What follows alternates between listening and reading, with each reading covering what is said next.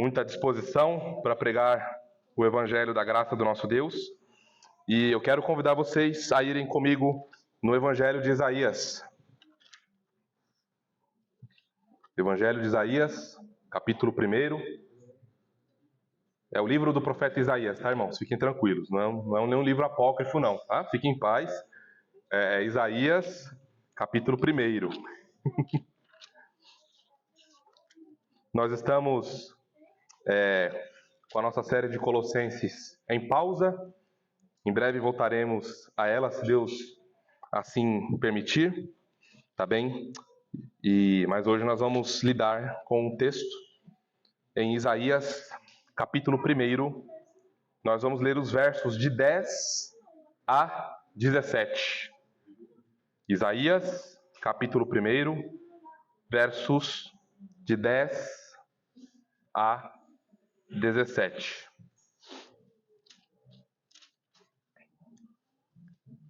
Diz assim a palavra do nosso Deus. Ouvi a palavra do Senhor, vós, príncipes de Sodoma. Prestai ouvidos à lei do nosso Deus, vós, povo de Gomorra. De que me serve a mim a multidão dos vossos sacrifícios? Diz o Senhor. Estou farto dos vossos holocaustos, de carneiros e da gordura de animais cevados.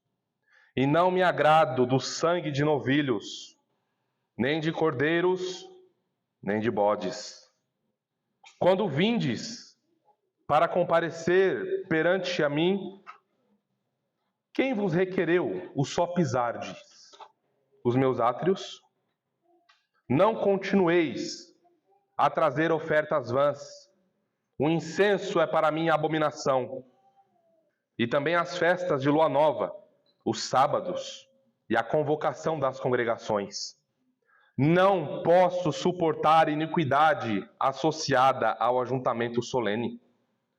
As vossas festas da lua nova e as vossas solenidades, a minha alma as aborrece. Já me são pesadas, estou cansado de as sofrer. Pelo que, quando estendeis as mãos, escondo de vós os olhos. Sim, quando multiplicais as vossas orações, não as ouço, porque as vossas mãos estão cheias de sangue. Lavai-vos, purificai-vos, tirai a maldade de vossos atos de diante dos meus olhos. Cessai de fazer o mal, aprendei a fazer o bem, atendei a justiça, repreendei ao opressor, defendei o direito do órfão, pleiteai a causa das viúvas. Oremos. Senhor, lemos a Tua palavra. Dura, Senhor, a Tua palavra. E agora, rogamos a Ti, Senhor, nesse momento em que meditaremos nisso que lemos. Ilumine as nossas almas, ilumine os nossos corações. Dá-nos uma santa disposição de alma, Senhor, para ouvirmos a Tua voz nesse texto. Ó Senhor, quebre a nossa justiça própria, quebre a nossa soberba, quebre, Senhor, toda a altivez. Conduza todo pensamento em obediência ao Teu Filho Jesus. Que só Ele, Senhor, receba glória, louvor e domínio nessa hora. Precisamos ouvi-lo, precisamos nos arrepender. Precisamos, ó Deus, que o Senhor venha sobre nós, em poder e graça.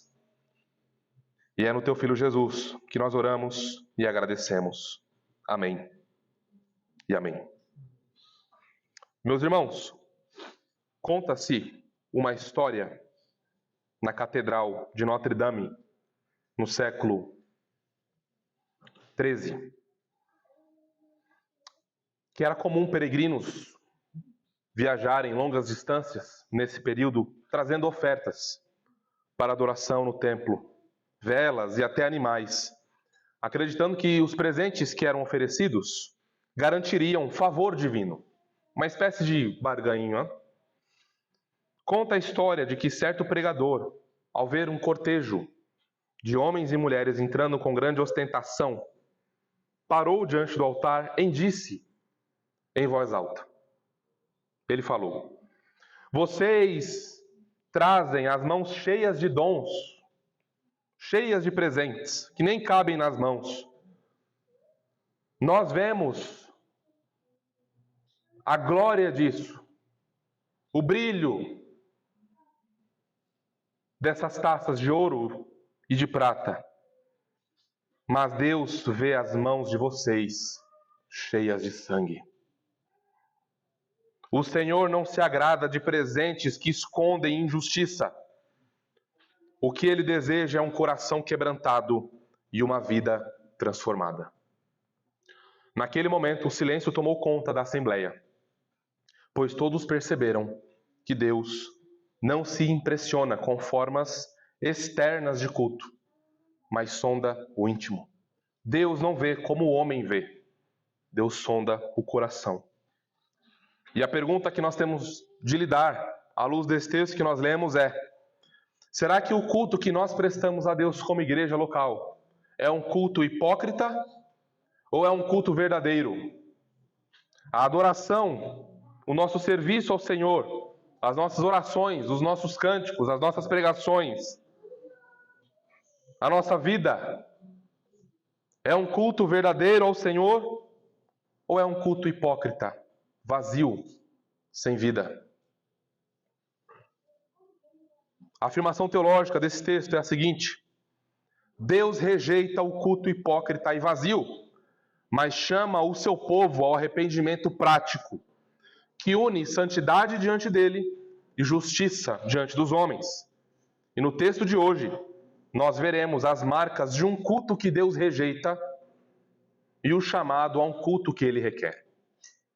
O título da nossa pregação é O Culto Hipócrita Condenado e o Culto que Deus Requer Revelado. O culto hipócrita condenado e o culto que Deus requer revelado. E a divisão do nosso texto, ela está assim, em 5 pontos, tá? Primeiro ponto, primeira marca de um culto que Deus rejeita: o culto do povo corrompido. Verso 10. Ou, o culto que Deus rejeita é oferecido por um povo corrompido. Segunda marca, esse culto é um culto com sacrifícios vazios. Versos 11 e 12. Terceira marca, esse culto é um culto com solenidade sem vida. Versos 13 e 14. Quarta marca desse culto é um culto com orações rejeitadas. Verso de número 15. E o ponto 5, o culto que Deus requer, a marca do culto que Deus requer, nos versos 16 a 17. Para as crianças, a palavrinha separada, crianças, é culto. Também. E culto é aquela ação onde nós nos voltamos para Deus e buscamos fazer o que Ele ordena, o que lhe agrada. Então, em sentido formal, nós estamos diante de um culto, uma assembleia solene, onde nós paramos para adorar ao nosso Deus, para dar a Ele honras, glórias, louvor, majestade, domínio, pois Ele é digno.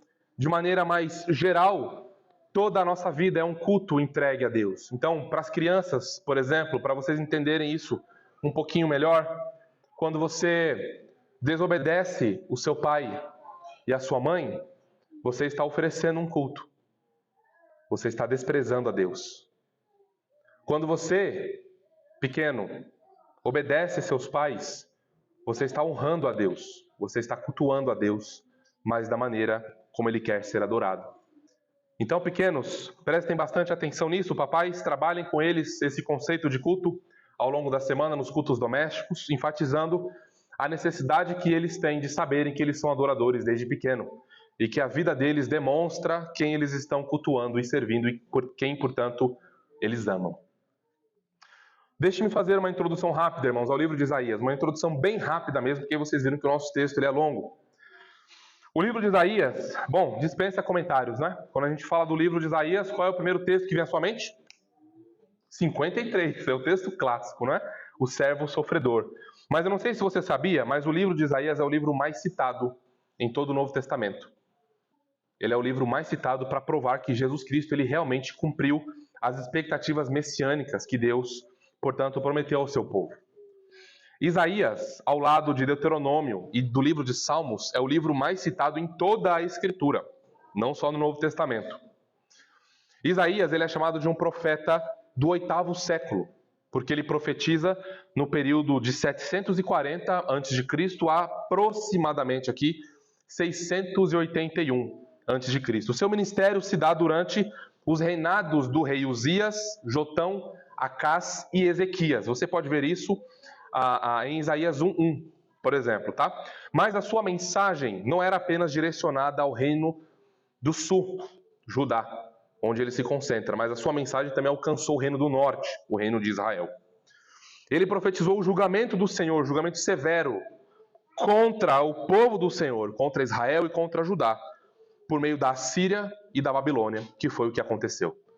O Senhor disse que traria juízo contra o seu povo por causa do seu pecado, por causa da sua obstinação, e ele chama esses homens de seus servos, reis pagãos, que Deus usa para trazer juízo contra o seu próprio povo que estava quebrando a aliança.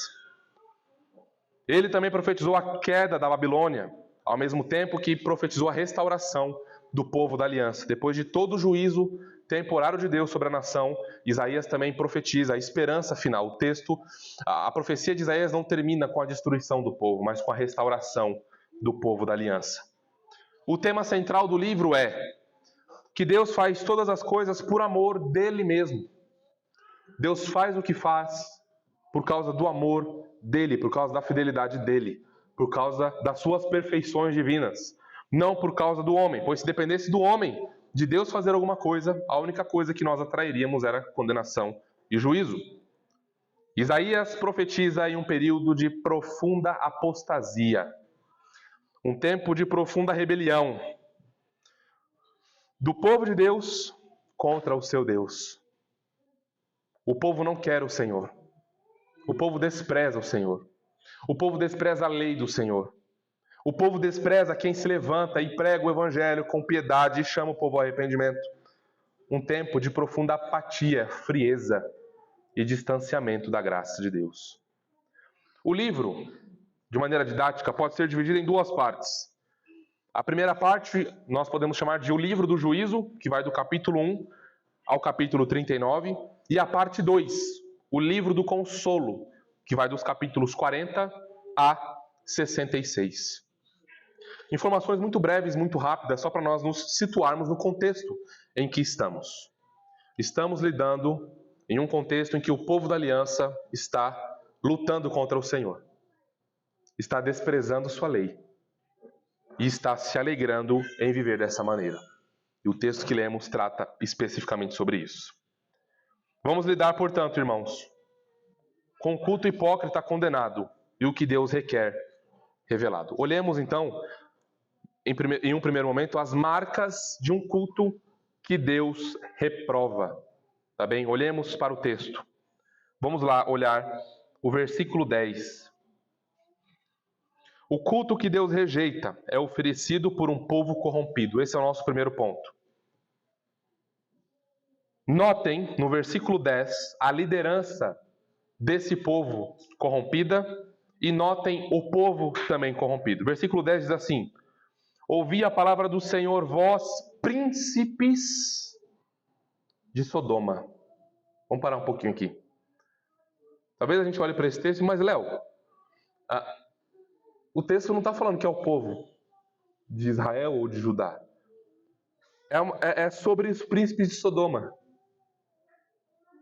Irmãos, o povo de Deus, aqui, nesse texto, está sendo comparado a uma das piores nações que já existiram no mundo. Sodoma e Gomorra é a encarnação da impiedade, é a encarnação da imoralidade. Para quem já leu Gênesis, entende o que eu estou falando. Para quem não leu, leia. Homens que veem novos habitantes chegando na cidade e dizem assim: Tira esses homens aí, nós queremos ter intimidade com eles. Queremos abusar deles. Esse é o nível de imoralidade de Sodoma e Gomorra. Paganismo, impiedade, injustiça. E não é à toa que aqui o Senhor descreve o seu povo como Sodoma e Gomorra, porque um dos pecados de Sodoma e Gomorra era justamente se aproveitar dos mais fracos e dos mais vulneráveis. Além de toda a imoralidade cometida por esse povo, um dos pecados pelos quais eles são condenados também é esse, deles serem uma nação injusta com os mais fracos e os mais vulneráveis. Notem, príncipes de Sodoma. Príncipes aqui, irmãos, é a liderança. É a liderança do povo. É uma liderança política e é uma liderança espiritual. A liderança do povo está corrompida. A liderança do povo está corrompida pela imoralidade. Deus chama a liderança do seu povo de Sodoma e de Gomorra. Sendo assim, irmãos, seria totalmente justificada a destruição desse povo. Assim como foi Sodoma e Gomorra. Seria plenamente justificado se Deus enviasse fogo do céu e queimasse todos os habitantes de Jerusalém, de Judá, de Israel, à luz do que eles estavam fazendo. Imoralidade, maldade, e tudo isso organizado pelos príncipes e pelo povo.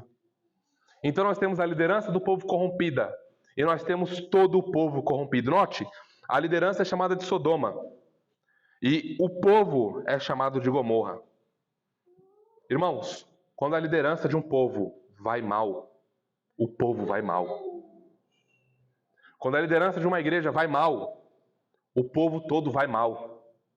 Então, notem aqui que o Senhor diz: ouvi a palavra do Senhor, prestai ouvidos à lei do nosso Deus, porque eles estavam desprezando a lei de Deus. Eles estavam virando as costas para aquilo que o Senhor estava falando ou falou em sua palavra. Eles que deveriam ser os guardiões da piedade da nação, estão levando a nação à idolatria, estão levando a nação à imoralidade, estão levando a nação à injustiça. Os líderes estão fazendo isso e o povo está tranquilamente aceitando. Então aqui, não é que nós lemos errado, é que o povo da aliança, o povo que deveria ser o reino de sacerdotes, luz para as nações, está se equiparando a Sodoma e Gomorra. Notem a atenção exigida no texto. Por 2 vezes Isaías diz: ouvi a palavra do Senhor, prestai ouvidos à lei do nosso Deus. E isso, irmãos, tem 2 sentidos aqui. O que Isaías vai profetizar contra esse povo não é nada estranho ao que está revelado na Escritura. Mas, ao mesmo tempo, Isaías quer chamar esse povo a ouvir novamente, a prestar ouvidos, a ouvir atentamente o que vai ser dito pelo Senhor. Sabe por quê? O Senhor não está de indiferente ao pecado do povo. O Senhor não é indiferente ao seu pecado. O Senhor não é indiferente ao meu pecado. O Senhor não é indiferente ao pecado do povo. O povo não pode achar que pode viver de qualquer maneira e está tudo bem, porque não vem fogo do céu. O povo não pode viver de qualquer maneira e achar que está tudo bem, porque o chão não se abre e eles não são engolidos. Então o Senhor tem algo a dizer ao seu povo. O Senhor tem algo a dizer à nossa igreja local. O Senhor tem algo a dizer à nossa liderança. Então, o que nós temos aqui é um lembrete. Príncipes de Israel, de Judá, vocês não são soberanos. Vocês não mandam em vocês. A vida de vocês não é de vocês. A vida de vocês é minha. Eu os resgatei com mão forte do Egito. Eu formei vocês. Eu atraí vocês com laços de amor eterno. Vocês não são de vocês.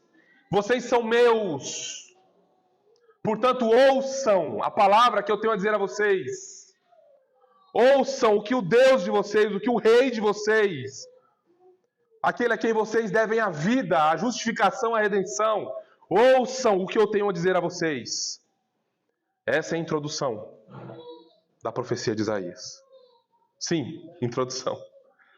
Vejam agora, irmãos, depois de olharmos a liderança corrompida do povo, vejam como uma liderança corrompida e um povo corrompido necessariamente vão produzir, liderança e povo, qualquer pessoa corrompida pelo pecado vai produzir frutos corrompidos. Notem isso no texto. Vamos olhar agora a segunda marca de um culto que Deus rejeita. É um culto com sacrifícios vazios. Vamos ler os versos de 11 a 12. De que me serve a mim a multidão de vossos sacrifícios? Diz o Senhor. Estou farto dos holocaustos de carneiros e da gordura de animais cevados. E não me agrado do sangue de novilhos, nem de cordeiros, nem de bodes. Quando vindes para comparecer perante mim, quem vos requereu só pisardes nos meus átrios? Irmãos, o Senhor aqui não está condenando o sacrifício em si. Ele ordenou esse sacrifício. Assim era o culto no Antigo Testamento, bem sangrento mesmo. Era sangue para tudo quanto é lado, era fumaça, incenso. Assim era o culto do Antigo Testamento. Era o novilho sacrificado, o sangue aspergido sobre o povo, representando o sangue de Cristo Jesus, perdão de pecados, graça. Mas o Senhor aqui não está condenando os sacrifícios em si. Está tudo bem com os sacrifícios. O problema não são os sacrifícios. O problema são aqueles que estão oferecendo o sacrifício. O problema não é o culto. O problema são aqueles que estão oferecendo o culto. O que está acontecendo aqui é que o povo está em uma condição de rebelião. E o que eles querem fazer? Oferecer os melhores sacrifícios. A melhor gordura. Os melhores animais. Eles não estão trazendo animais mancos, como em outro contexto. Eles não estão trazendo o que resta do gado deles. Eles não estão trazendo o que resta de suas ofertas. Eles não estão oferecendo o pior do seu tempo. Eles não estão oferecendo aquilo que não custa muito. Não. Eles estão oferecendo bons sacrifícios. Eles estão sendo bem generosos aqui. É o melhor. A gordura, os carneiros, aquela pompa de piedade, ela está lá. O que acontece é que o Senhor está rejeitando o coração desses ofertantes. O coração desses que estão ofertando esse culto a Ele. Lembram de Caim? Ele vai ao Senhor com uma oferta. Abel vai ao Senhor com outra oferta. Caim é rejeitado, Abel é aceito. O problema não está na oferta. O problema está no coração. Caim quer ofertar para ser visto, para ser reconhecido. Ele é soberbo, cheio de justiça própria, de temor dos homens. Abel não. Abel tem um coração reverente, humilde, obediente. Abel ama ao Senhor. Caim não ama ao Senhor. Irmãos, melhor é obedecer ao Senhor do que sacrificar. Melhor é obedecer ao Senhor, ser humilde para com o Senhor, ter um coração reverente para com o Senhor, do que trazer 1000 novilhos primogênitos e oferecer a Ele em sacrifício. Mas essas pessoas aqui, elas estavam preferindo renunciar às suas riquezas, ao seu gado, ao melhor que elas podiam oferecer, do que reformar as suas vidas. É como se eu pecasse profundamente contra Deus, e a minha consciência está ali, me apertando, me esmagando. E sabe qual é a saída que eu arrumo? Eu não vou ao Senhor pedir perdão pelos meus pecados, eu vou me enforcar. Eu não vou ao Senhor clamar para que me ajude a reformar a vida. Eu vou ofertar mais no reino. E veja, não tem nada de ruim em ofertar no reino de Deus para que o evangelho avance. Mas tem tudo de ruim quando isso é feito com o coração dessa maneira. Ah, sabe o que eu vou fazer? Agora eu vou colocar o meu nome em todas as limpezas da igreja. Vou ser um ativista cristão na igreja. Com o coração errado, não. Deus reprova você. Deus reprova toda a sua oferta. Deus reprova toda a sua vida. Quando você oferece a Ele um culto com um coração cheio de pecado não confessado. Quando você oferece um culto mergulhado em iniquidade e injustiça. É isso que está acontecendo aqui. Deus não quer as nossas ofertas. Deus não quer o nosso dinheiro. Deus não quer a nossa obediência. Deus quer o nosso coração, o nosso arrependimento, a nossa entrega sem reservas. Do contrário, Deus não está à venda. O céu não está à venda. Nenhuma bênção espiritual está à venda. Não é possível manipular o Senhor, irmãos. Nós precisamos mudar a disposição do nosso coração. Enquanto houver iniquidade, pecado não confessado, corações duros e vidas não reformadas, você pode ser o melhor pregador. Você pode ser o maior evangelista, o melhor servo. A pontualidade sua é impecável no culto. Está em todos os cultos. Mas enquanto esse coração não for um coração reformado pela graça, saiba disso. O Senhor rejeita você. O Senhor rejeita o seu culto. O Senhor rejeita o nosso culto. Por isso a pergunta da introdução do sermão é importante. O culto que nós oferecemos como igreja local é um culto verdadeiro, sincero. É um culto afetuoso. É um culto que ama realmente o Senhor Jesus. É uma resposta à sua graça. Ou é um culto legalista, um culto hipócrita, onde nós estamos sempre dispostos a fazer qualquer coisa, menos reconhecer a nossa miséria, menos reconhecer a nossa desgraça, menos abandonar o nosso pecado. Irmãos, isso é sério. Isso é sério. Nós não podemos brincar com isso. Tudo o que é feito com esse coração não é favorável. Vejam, eles estão oferecendo o melhor que eles têm de sacrifício. Mas o Senhor é claro em dizer, eu rejeito, eu não quero. Para a gente usar uma ilustração de Apocalipse, eu estou prestes a vomitar vocês. Eu não suporto vocês. Eu não suporto as obras de vocês. Eu não suporto o que vocês estão oferecendo a mim.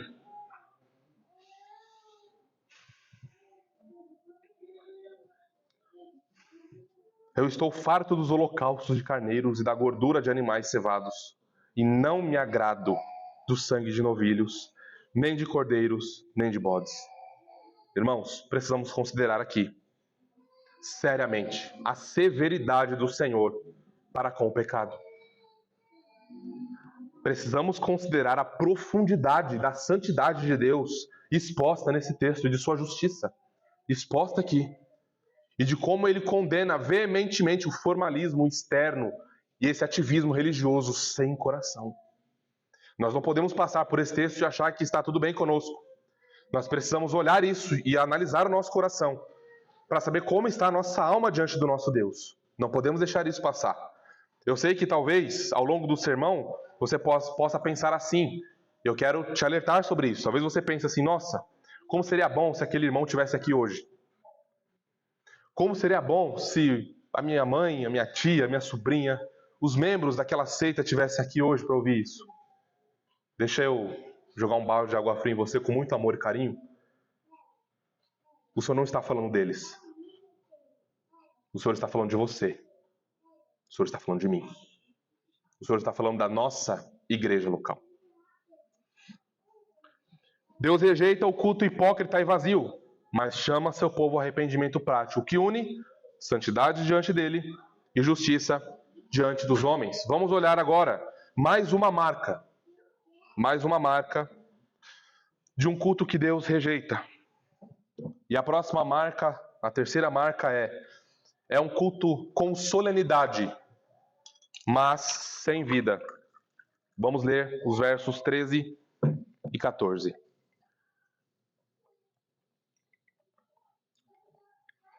texto diz assim: não continueis a trazer ofertas vãs.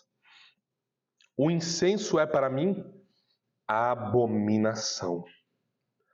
E também as festas da lua nova, os sábados e a convocação das congregações. Não posso suportar iniquidade associada ao ajuntamento solene. As vossas festas da lua nova e as vossas solenidades, a minha alma as aborrece. Já me são pesadas. Estou cansado de as sofrer.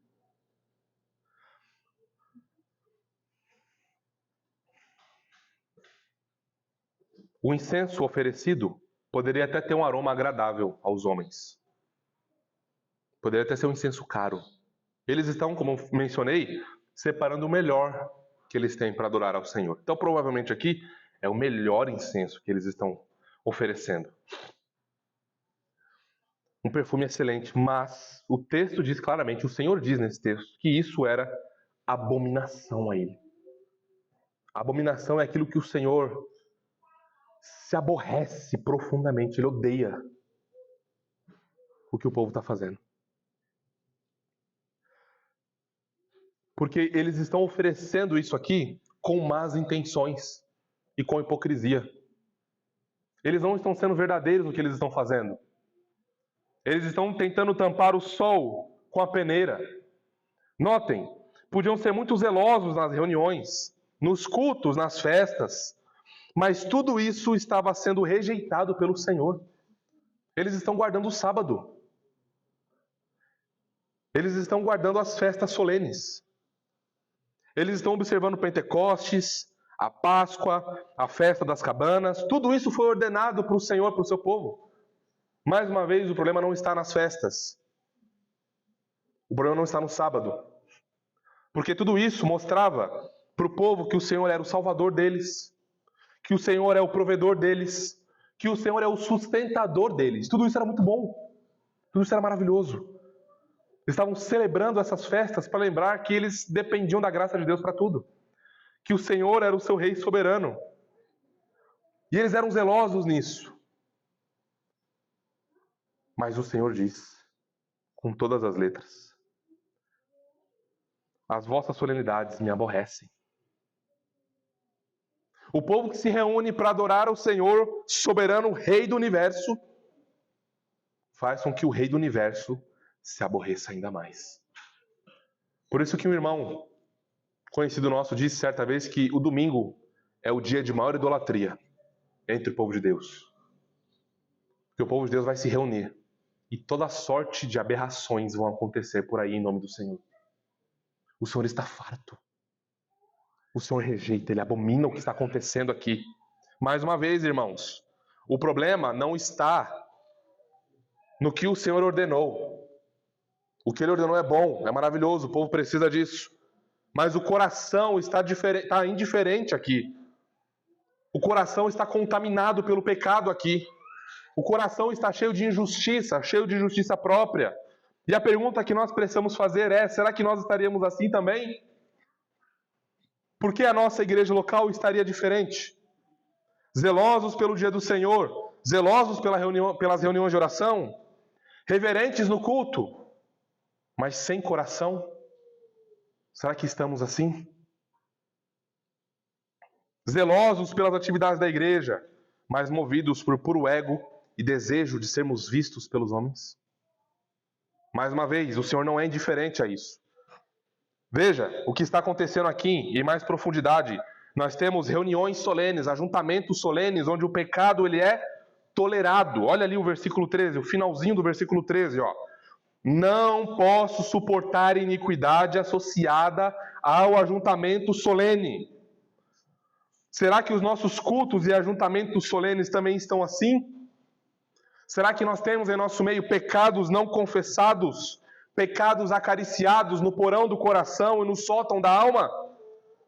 Será que nós temos muito formalismo vazio e externo, religiosidade vazia, sem vida? Será que nós estamos aqui enquanto nosso coração não está? Será? Será, irmãos?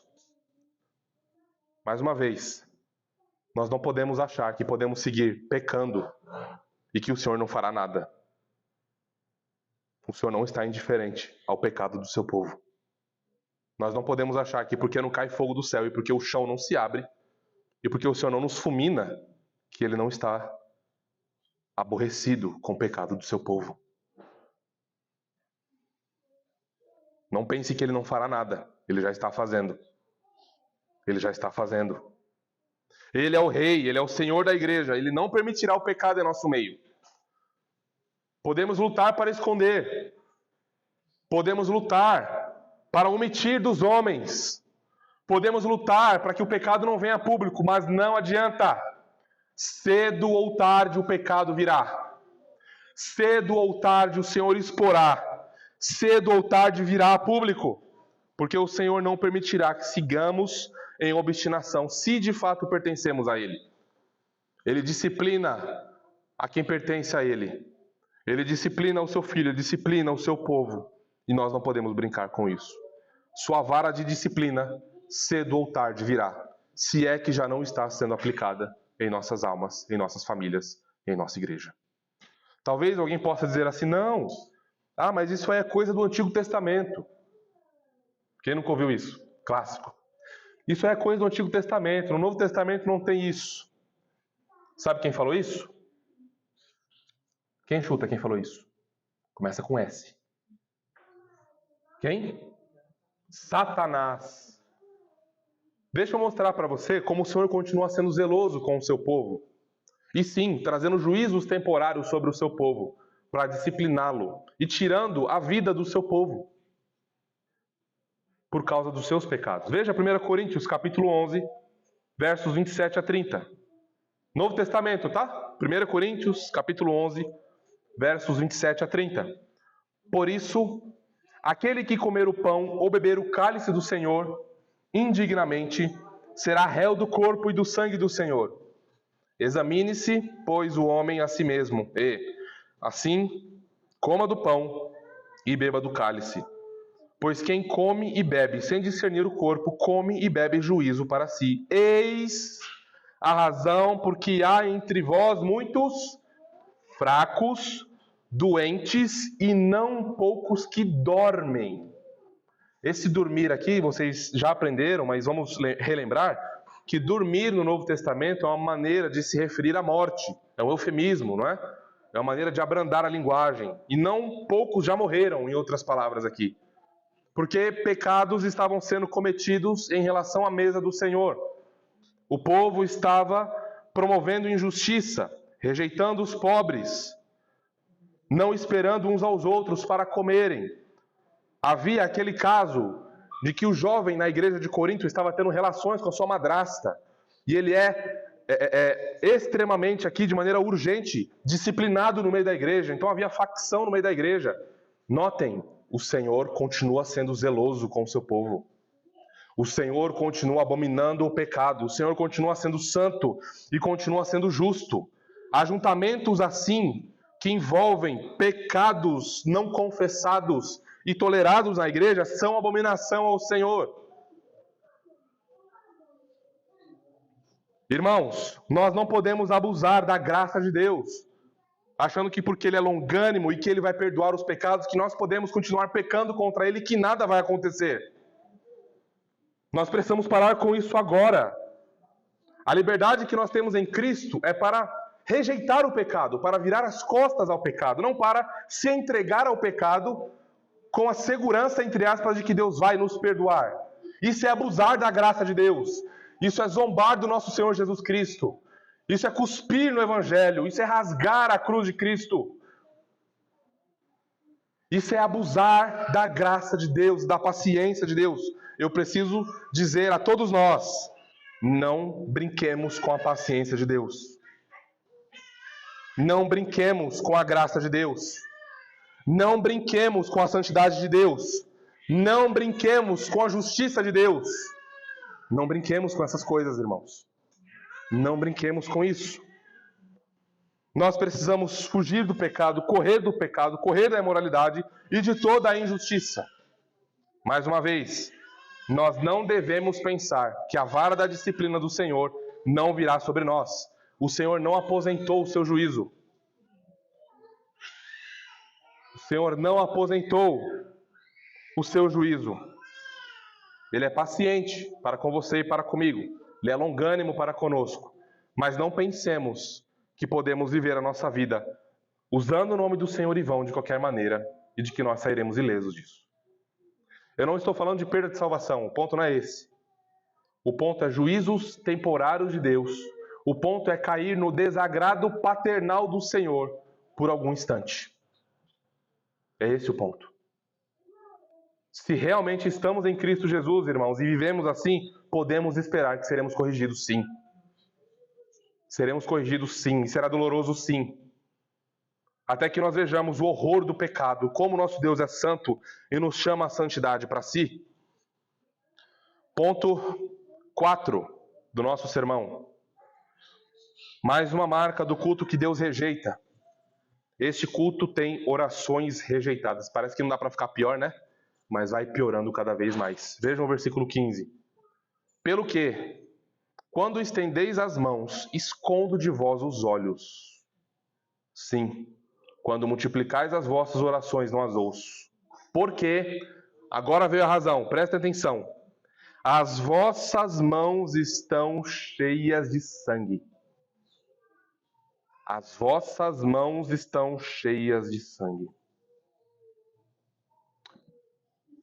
Nesse período em que Isaías profetiza, é comum estender as mãos ou levantar as mãos, né, em adoração, como um sinal de reverência, como um sinal de clamor, como um sinal de que eu preciso de socorro, Senhor, venha sobre mim.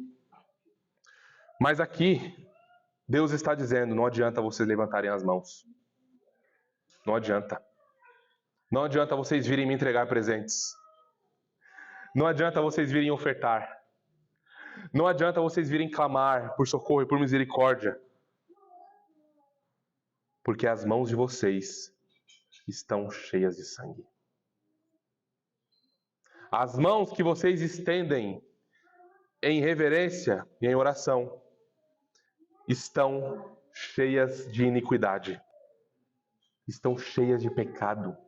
Estão cheias de injustiça. O ato do povo se reunir para orar é considerado um ato homicida. O Senhor está dizendo, vocês são assassinos. Irmãos, que duro ouvir isso. É muito duro ouvir isso. O Senhor está repreendendo o seu povo de maneira severa. Vocês são assassinos. Quanto mais oração é feita, mais o Senhor rejeita esse povo obstinado, que não confessa o seu pecado e não se arrepende do seu pecado. Não são apenas injustiças cometidas de maneira prática, mas também matar o irmão no coração, de maneira prática. Mas não só no coração, é desejar mal, invejar, odiar, falar mal, quebrar o sexto mandamento no coração, no íntimo, e ir lá e fazer obras que testemunham isso. Obras más, obras injustas.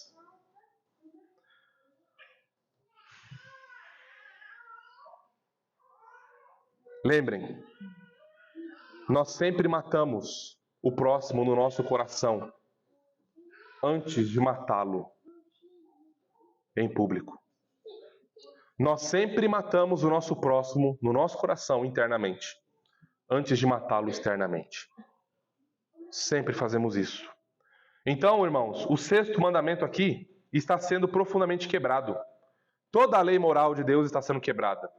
A segunda tábua, que é amar o próximo como a si mesmo, está toda sendo violada. E a razão é muito simples, porque a primeira tábua já foi violada. Eles já não amam a Deus sobre todas as coisas. Eles usam o nome de Deus em vão. Eles são idólatras. O Deus que eles estão adorando não é o Deus verdadeiro. Eles estão com a mentalidade e o coração totalmente corrompido, eles são idólatras. O dia do Senhor, eles estão aqui tentando guardar o sábado, não é? De nada adianta.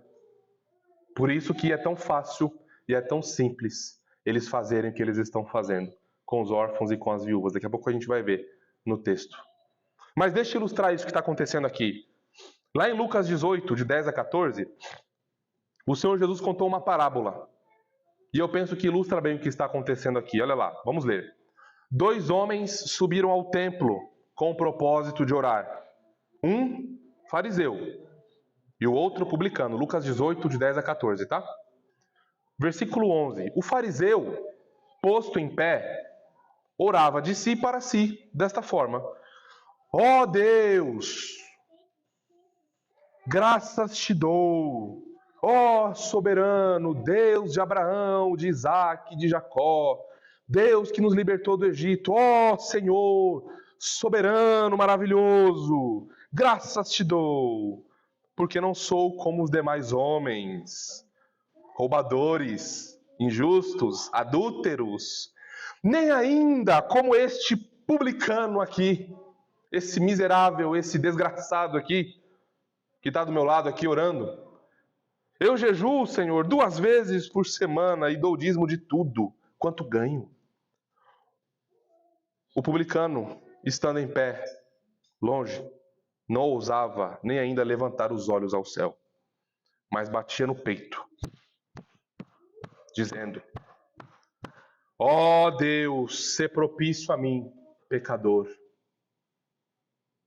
Digo-vos que este desceu justificado para a sua casa, e não aquele. Porque todo o que se exalta será humilhado, mas o que se humilha será exaltado. Orações cheias de autojustiça, de justiça própria, de soberba. Eu, os meus interesses, o meu conforto, a minha família, a minha vida. Ó Senhor soberano, como o Senhor é bom. Ó Senhor, que bom que eu não sou como aquele verme desgraçado. Sabe quando a gente brinca aquela oração que não passa do teto? É esse tipo de oração aqui. Uma oração sem coração. Por isso que o puritano John Bunyan falou: mais vale um coração na oração, mais vale um coração sem palavras do que palavras sem coração. Mais uma vez, eu sei que talvez você está sendo tentado a pensar naquele familiar, naquele amigo, né? Puxa vida, eu vou mandar. É sobre nós, irmãos. O Senhor está vindo sobre nós. O Senhor está chacoalhando a nossa igreja local. O Senhor está falando a nós que uma religião falsa, uma religião vazia, Ele não tolera.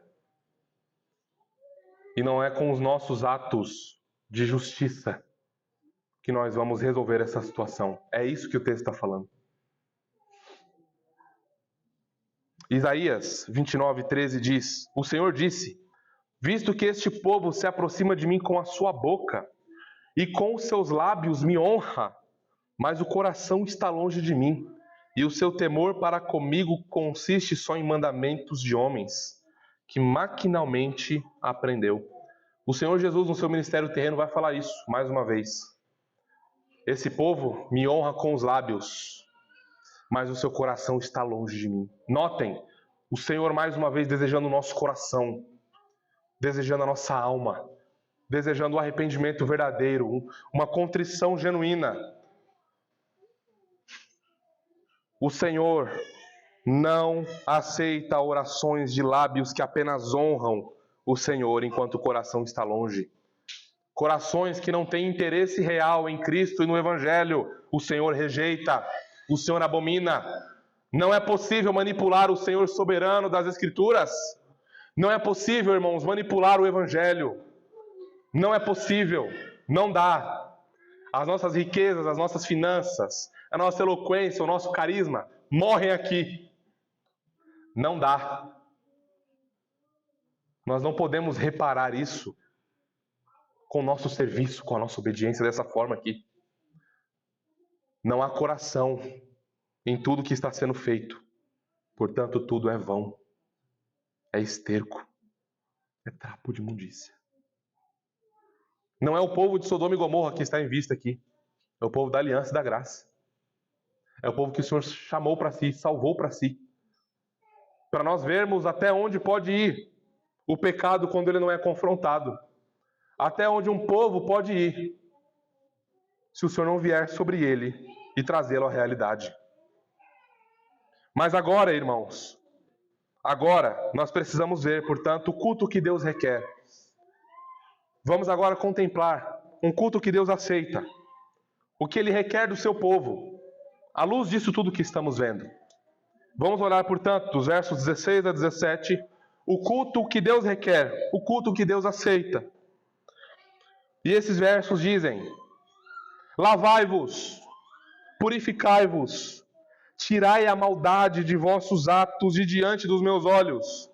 Cessai de fazer o mal, aprendei a fazer o bem, atendei a justiça, repreendei ao opressor, defendei o direito do órfão, pleiteai a causa da viúva. Aqui está, irmãos, aqui está o começo de um culto verdadeiro. Aqui está o que o Senhor requer do seu povo. Não são obras e obras e mais obras, e sacrifícios e sacrifícios e sacrifícios. O Senhor chama o seu povo ao arrependimento. Arrependam-se, reconheçam o pecado de vocês, reconheçam a profundidade do pecado de vocês, reconheçam as consequências dos pecados de vocês.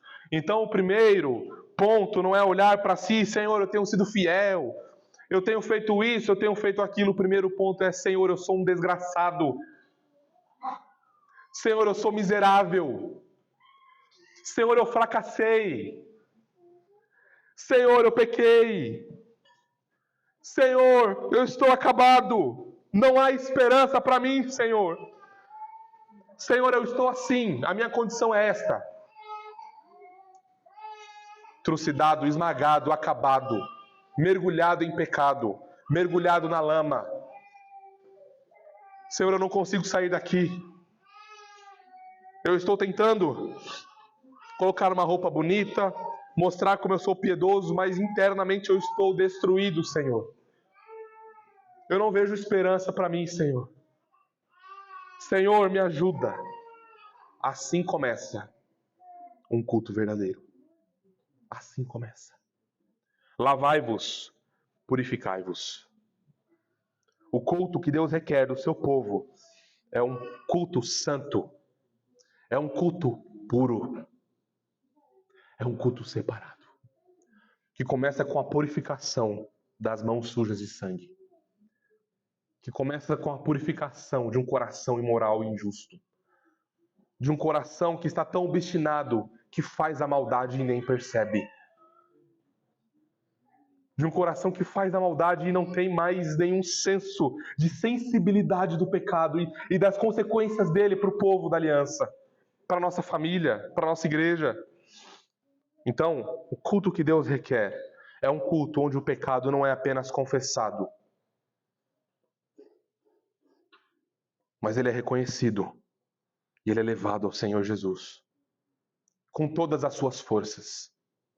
Não é assim: Senhor, me perdoa porque eu pequei. Não, Senhor, me perdoa porque eu te desagradei, eu te desonrei, eu cuspi no Evangelho, eu cuspi em Jesus mais uma vez, eu virei as costas para a tua santidade. Senhor, me perdoa porque eu tenho andado assim.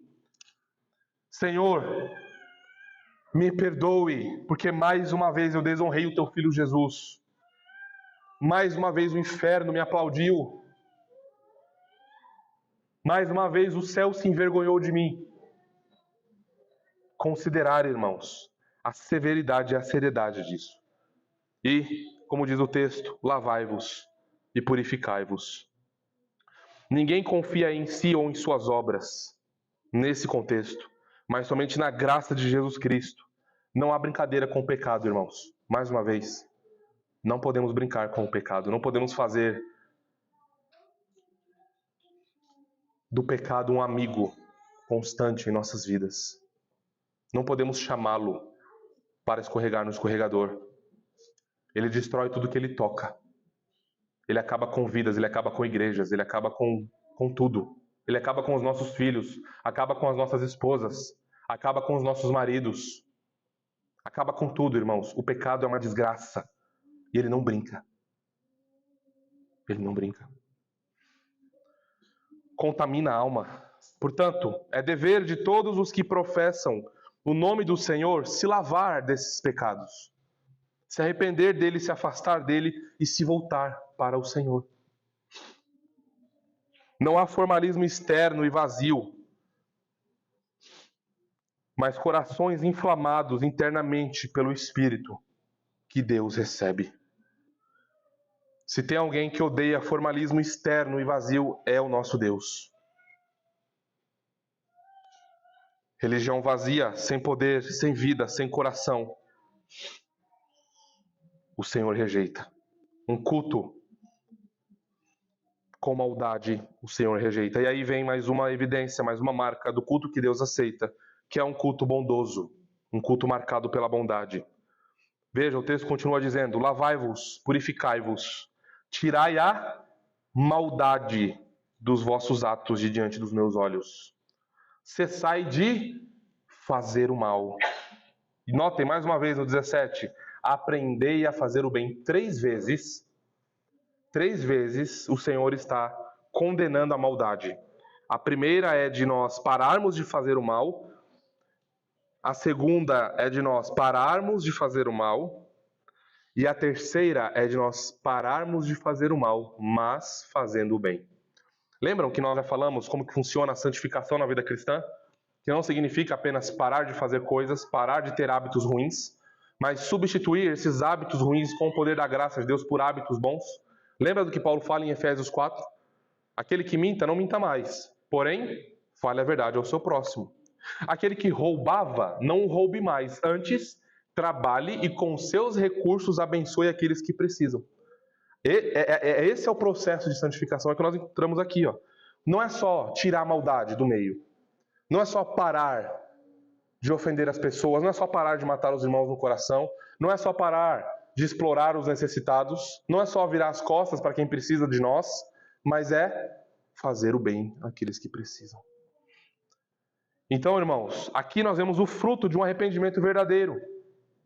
Um arrependimento verdadeiro, ele dá evidências em obras práticas. Uma fé verdadeira, ela não fica escondida debaixo da cama. Ela é colocada no alto dos montes, para que os pagãos, os ímpios vejam e glorifiquem o Pai que está nos céus, pelas boas obras que nós estamos realizando e fazendo. O mundo saberão que vocês são meus discípulos, se amardes uns aos outros. Nós não escondemos o nosso serviço. Nós não fazemos isso para nos autoproclamar, né? Como eu sou bom, senão já estamos condenados, já acabou tudo. Volta de novo. Não é esse o ponto.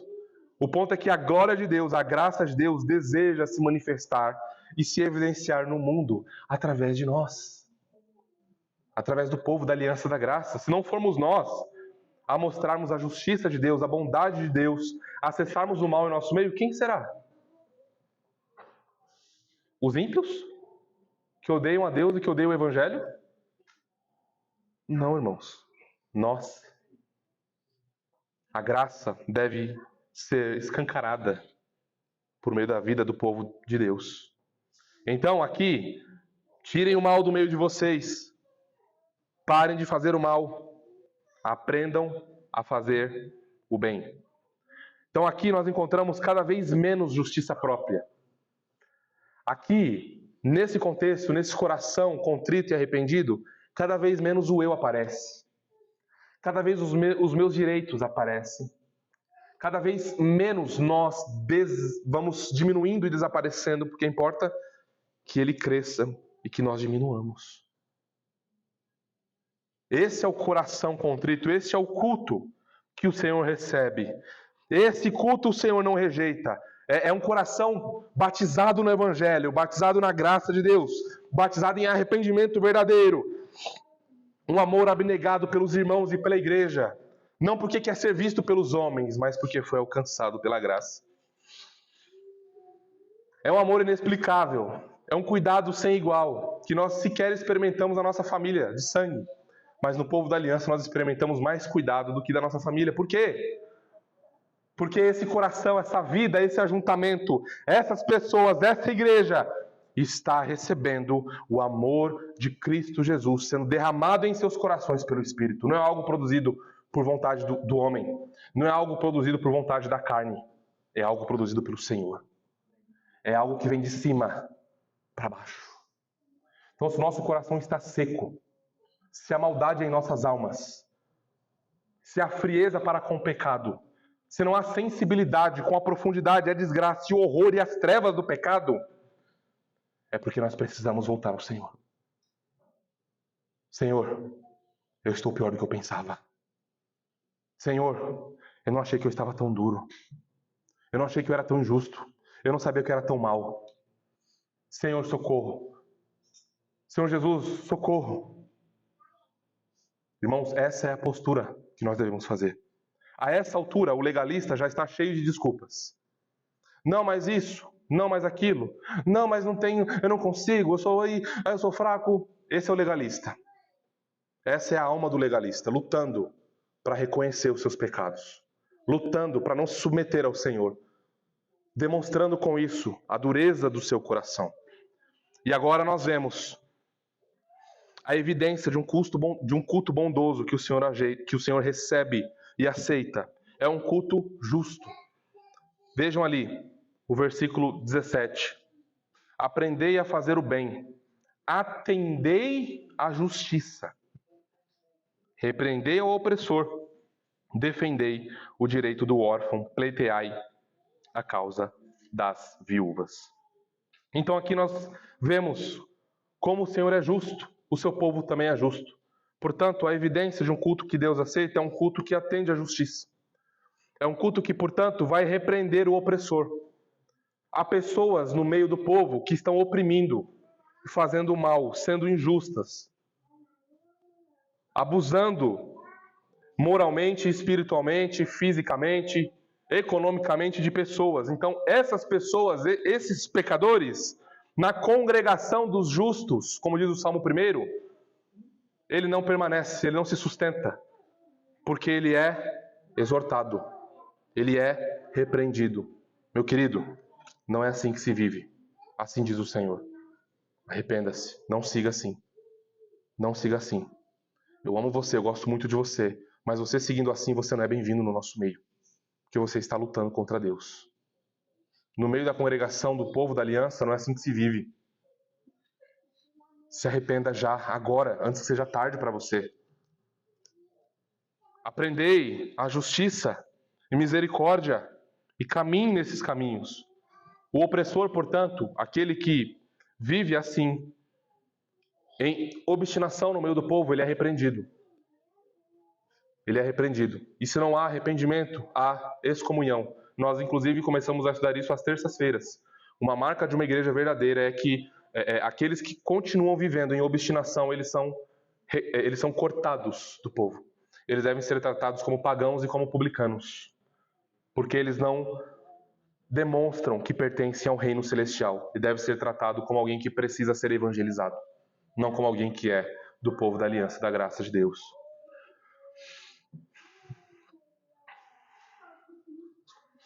Isaías, capítulo 3, versículo 15, diz assim: que há convosco que esmagais o meu povo e moeis a face dos pobres, diz o Senhor dos exércitos. Então nós vamos vendo mais contexto em Isaías, onde os pobres são deixados de lado, onde os pobres são humilhados, onde eles são abusados de todas as maneiras possíveis.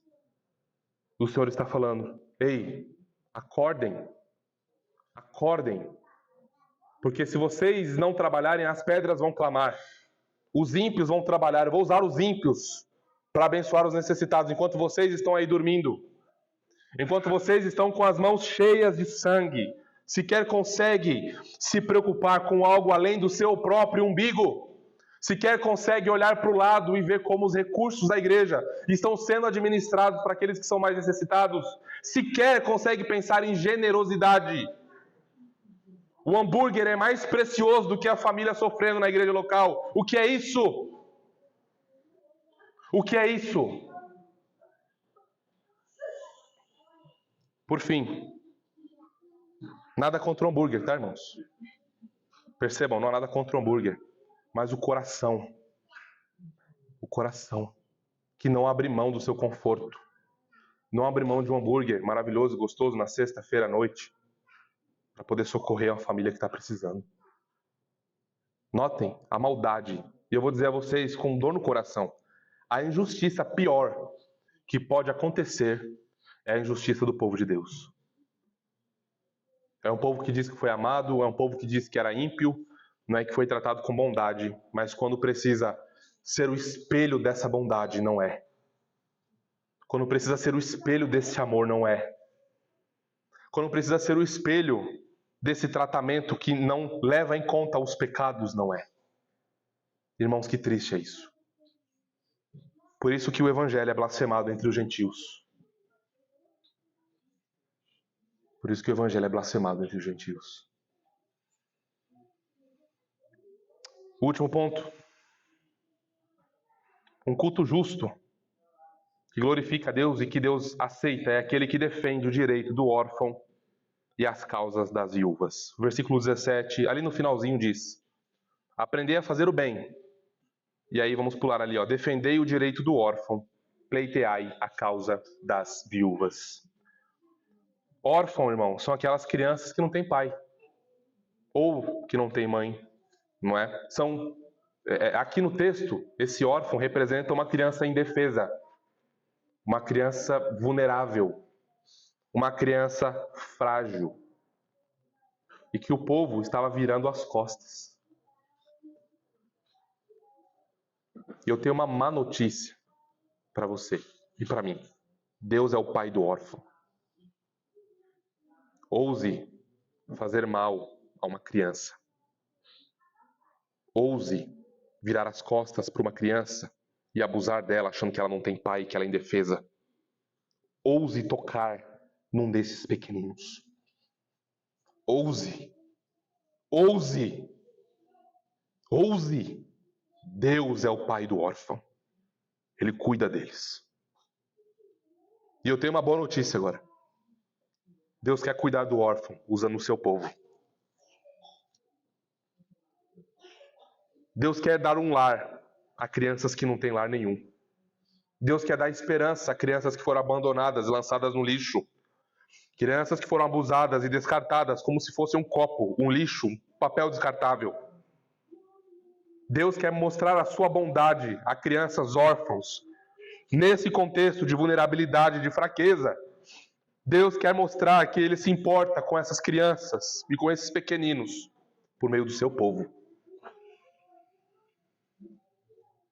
Por meio de nós. Povo da aliança da graça. Deus quer nos usar para encher almas indefesas e frágeis e vulneráveis de amor, de carinho, de esperança, de cuidado, de zelo, de proteção. Estamos dispostos? Quem pode levantar a mão? Eis-me aqui, Senhor. Envia-me a mim, como Isaías o fez. Quem pode? Quem pode dizer: Senhor, eu não estou tão cheio de mim. Senhor, eu não estou, minha agenda não está cheia. Eu quero glorificar o Senhor cuidando de crianças. Eu quero glorificar o Senhor dando esperança a quem não tem. Onde nós estamos, irmãos? Nós falamos na última exposição em Tiago, não é? Uma vez eu estava lá no seminário, só lembrando os irmãos, uma vez eu estava lá no seminário e tal, debate sobre homossexualidade e adoção e tal. Aí de repente, você viu? Quem lidera as filas de adoção no Brasil são casais homossexuais. E assim, eles compartilhando isso em tons de escândalo, sabe? Nossa, veja, e que não sei o que, aí chegou um outro. Não era eu não, tá? Não era eu não. Chegou um outro, mas eu pude ver.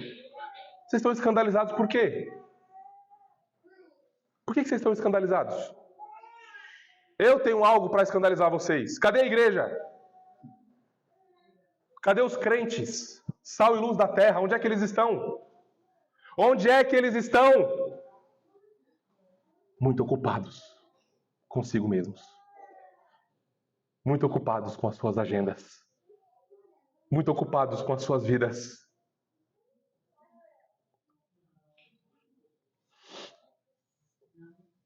Se os irmãos não sabiam, agora sabem. E fiquem seguros. As nossas crianças, os seus filhos, se o Senhor os chamar, fiquem em paz. Eles serão muito bem cuidados pela nossa igreja. Eles serão muito bem cuidados pela nossa igreja. Não haverá nenhum órfão em nosso meio desamparado. Nós amamos os nossos filhos, amamos as nossas crianças. Fiquem tranquilos, papais. Se o Senhor os chamar para si amanhã ou hoje, fiquem em paz. Os seus filhos não serão abandonados. Obrigado. A viúva, a causa da viúva também estava sendo negligenciada. Quem é a viúva? Por mais que seja óbvio, é a mulher sem marido. É a mulher sem o protetor. É a mulher sem o provedor. É a mulher vulnerável, que perdeu agora a coluna do seu lar. O marido faleceu. Ela precisa ser socorrida, precisa ser cuidada. E ela está sendo desprezada. Ela está sendo rejeitada. Os recursos do povo estão indo para comprar os bodes, comprar os animais, comprar os vinhos, comprar os incensos mais caros e mais belos para oferecer adoração, enquanto o órfão e a viúva estão padecendo. Notem, irmãos, a crueldade. Notem a crueldade. Notem a dureza de coração. Vejam que loucura, até onde chega a insensatez, e a obstinação, e o coração duro, e a mente cauterizada pelo mal e pelo pecado. Que terrível isso, meus irmãos, que terrível isso. E além de não se importar com eles, esses homens aqui, a liderança do povo ainda se aproveitava deles. Daqui a pouco vem eleições por aí, né? E aí a gente vê muitos políticos, não, porque nós vamos não sei quantas creches, não sei quantos orfanatos, nós vamos criar bolsa viúva, que não sei o quê. Quantas vezes essas pessoas, esses mais vulneráveis, não são instrumentalizados para simplesmente ganhar votos? E nenhum esforço real é feito para cuidar deles. Nenhum esforço real é feito, irmãos, para cuidar deles. São instrumentalizados apenas. Tiago 1,27 nos lembra: a religião pura, ou a adoração pura e sem mácula para com o nosso Deus e Pai é esta: visitar os órfãos e as viúvas nas suas tribulações, e a si mesmo guardar-se incontaminado do mundo. A preocupação com os necessitados e com os irmãos em nosso meio necessitados é uma evidência de fé verdadeira, enquanto o oposto disso é uma evidência de fé falsa. Nós não podemos ficar tranquilos enquanto nós sabemos que há pessoas em nosso meio que vêm de longe, que precisam de um lar para ficar, que gostariam de cultuar com a gente à noite e não tem onde ficar. Nós não podemos olhar para isso e dizer: isso não é problema meu. Nós não podemos olhar para aqueles que são necessitados e vulneráveis em nosso meio, que vêm com crianças de longe, às vezes a esposa grávida. Nós não podemos olhar para isso e vê-los simplesmente: irmão, você não vai ficar para o culto da noite? Não, não vou embora. Não, irmão, vamos lá para minha casa. Nós não podemos, irmãos. Nós não podemos ser indiferentes a isso. Nós temos necessitados em nosso meio. Nós temos povo carente de atenção e de graça em nosso meio. Deus quer usar o nosso lar para ser hospitalidade para esses irmãos.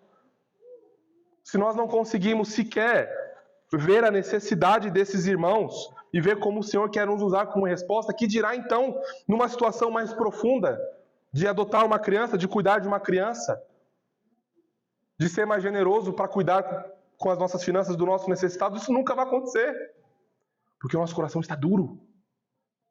Nosso coração está duro.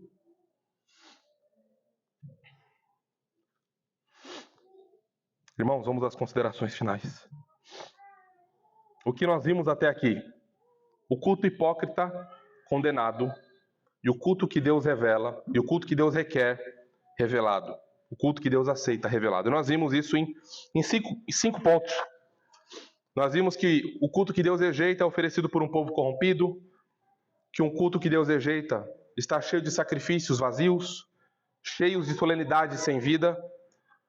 Um culto que Deus rejeita tem orações rejeitadas, mas vimos também um culto que Deus requer. E nós não podemos finalizar esse sermão sem ler o que está em Isaías 1,18. O texto não acaba com condenação. O texto acaba com um chamado à graça. O texto diz assim: vinde, pois, e arrazoemos, diz o Senhor. Ainda que os vossos pecados sejam como a escarlata, eles se tornarão brancos como a neve. Ainda que sejam vermelhos como o carmesim, se tornarão como a lã. Vinde, todos, olhemos para o Cordeiro de Deus, olhemos para Jesus Cristo. Paremos de pegar cordeiro para sacrificar. Olhemos para o cordeiro que foi perfeito, sacrificado. Olhemos para o cordeiro que purifica. Olhemos para o sumo sacerdote bondoso. Olhemos para o rei justo que nos representa. Jesus, irmãos, é o servo que traz a justiça às nações. Ele traz a aliança da graça para nós. Ele nos atrai para si como povo eleito. Ele é luz para as nações. Ele é luz para as nossas trevas. Ele é vida em nossa morte. Ele é perdão na nossa transgressão. Ele é tudo o que precisamos, irmãos. Paremos de olhar para nós. Paremos de olhar para as nossas obras. Nos lancemos a Jesus. Nos lancemos ao Cordeiro de Deus, que olha para nós, a nossa desgraça, e ainda assim nos chama para si. Que vê a maldade em nosso coração, que vê a insensatez, que vê a nossa cegueira e se compadece e ainda nos chama para si. Olhemos para Ele, nos lancemos nele, irmãos. Descansemos nele, somente nele nós podemos oferecer um culto que o Pai requer. É somente nele. Não é só fazendo as coisas certas, é fazendo as coisas certas em Jesus, em Cristo Jesus. Porque Ele morreu, Ele foi sepultado, e Ele ressuscitou. Ele é o todo suficiente Redentor da igreja. E é, portanto, irmãos, a Ele que nós devemos recorrer. A Ele que nós devemos nos lançar. É a Ele que nós devemos confessar a nossa miséria e a nossa desgraça. Amém, irmãos? Vamos orar.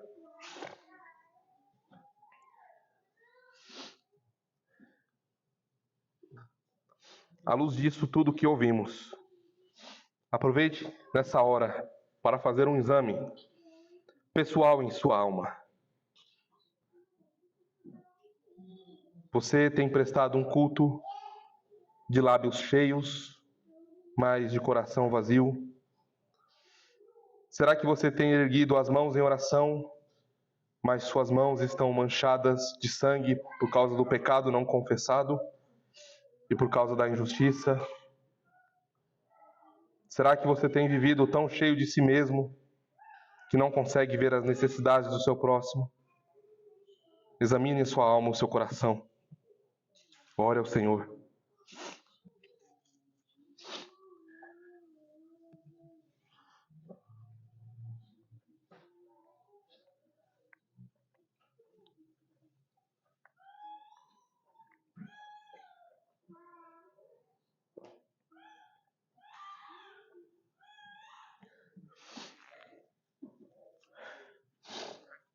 Senhor, ó Pai, aqui estamos nós, Senhor, esmagados, ó Deus, pela Tua palavra. Aqui estamos nós, Senhor, com a nossa maldade exposta, com a nossa hipocrisia condenada. Aqui estamos nós, Senhor, sem ter nada a oferecer, sem ter nada a clamar, a exigir.